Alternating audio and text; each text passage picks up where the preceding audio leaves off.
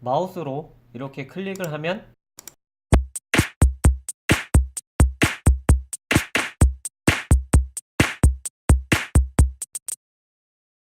안녕하세요. 웹 비주얼 아트 코딩하는 남자 코남입니다. 오늘 준비한 강좌는 진짜 실무에 도움이 될 만한 팁 중의 팁, 전설의 레전드, 혼돈의 카오스 같은 대단한 팁이 아니지 않을까 합니다. 바로 한 개의 인풋 요소에 연결된 두 개의 라벨 요소입니다. 이게 뭐냐 할 텐데, 요것으로 어떤 효과가 있고 어떤 기능을 구현해 낼 수 있는지 지금부터 확인해 보도록 하겠습니다. 자, 먼저 여기 인풋이 있습니다. 그리고 바로 다음 요소로 라벨을 만들고 인풋의 id 값으로 인포를 주겠습니다.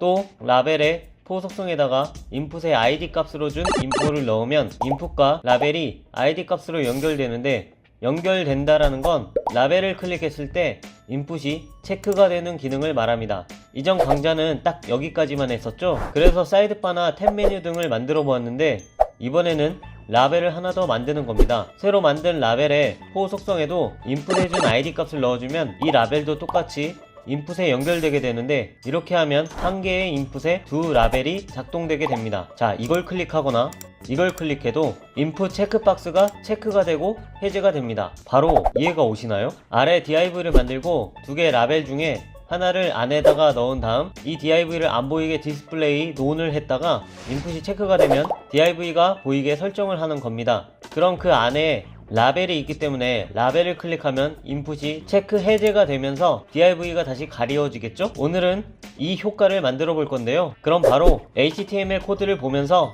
어떻게 코딩이 되었는지 확인해 보도록 하겠습니다. 컨텐츠를 담고 있는 가장 큰 부모 요소로 div를 만들고 라벨 언더바 컨 클래스를 주는데, 라벨 컨텐츠 클래스는 예제 파일을 확인할 때 웹 브라우저에서 가운데에 볼 수 있게 스타일을 줄 겁니다. 안에 인풋 태그를 만들고 타입은 체크박스, id는 info라고 값을 넣었고, 바로 다음 요소로 라벨을 만들고 라벨 안에 오픈이라고 텍스트를 입력한 후 라벨의 포 속성 값으로 인풋해준 id 값인 info를 이렇게 넣으면 인풋과 라벨이 id 값으로 연결되어서 라벨을 클릭했을 때에도 인풋 요소에 체크가 되거나 해제가 됩니다. 그 다음 요소로 div가 오고, 이 div에 컨텐츠 클래스를 주었고, 이 안에 또 라벨을 만들어서 이 라벨 안에는 close라고 텍스트를 입력하고, 이 라벨의 포 속성 값에도 인풋해준 id 값을 넣겠습니다. 여기까지만 코딩을 하고 브라우저에서 확인해보면 인풋 요소와 두 라벨 요소가 보이는데, 인풋 요소를 직접 클릭해서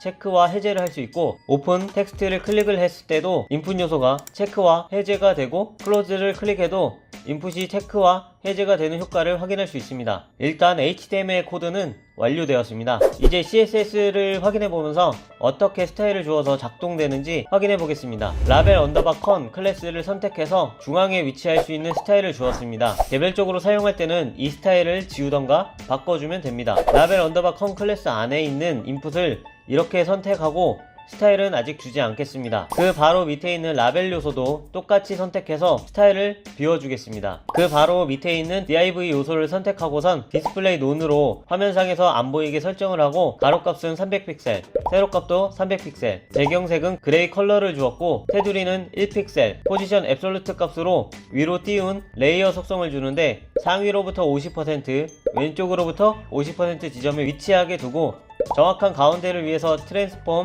트랜슬레이트, 좌우 마이너스 50%, 위아래 마이너스 50% 값을 주었습니다. 여기서 잠깐, 라벨 언더바 컨 클래스가 앱솔루트로 설정되어 있기 때문에 그 안에 릴레이티브가 없이 또다시 앱솔루트가 있다면 상위 앱솔루트가 하위 앱솔루트의 기준이 됩니다. 그래서 여기 div에 준 앱솔루트는 라벨 언더바 컨 클래스 기준으로 위로 50% 지점, 왼쪽으로 50% 지점으로 움직이게 되는 겁니다. 그런데 앱솔루트 되는 요소의 기준은 좌측 상단 모서리이기 때문에 여기까지만 스타일을 주면 이렇게 컨텐츠가 한쪽으로 쏠리는 형상이 됩니다. 그래서 요소의 넓이의 반과 높이의 반만큼 당겨줘야 정확한 가운데가 되기 때문에 트랜스폼을 사용한 겁니다. 다시 본론으로 돌아와서 라벨 언더바 컨 클래스 안에 있는 인풋이 체크가 되면 바로 다음에 있는 라벨 요소, 그리고 그 다음에 있는 DIV가 디스플레이 블록이 되도록 스타일을 주었습니다. DIV 안에 있는 라벨을 닫기 버튼으로 사용할 수 있게 위치를 잡아주는 게 좋기에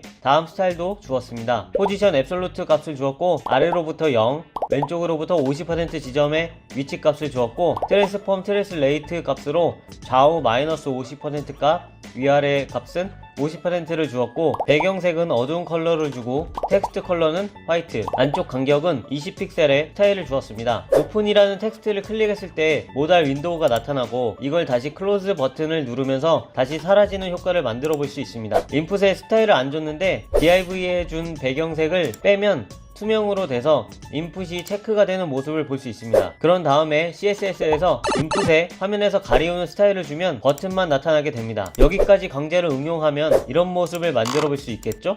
그리고 이런 것도 만들 수 있습니다. 자, 여기까지 클릭을 했을 때 레이어 형태로 위로 띄었다가 닫기 버튼으로 다시 가리우는 효과를 만들어 보았습니다. 이 강좌가 도움이 되셨다면 구독과 좋아요 부탁드리며 지금까지 코딩하는 남자 코나미였습니다.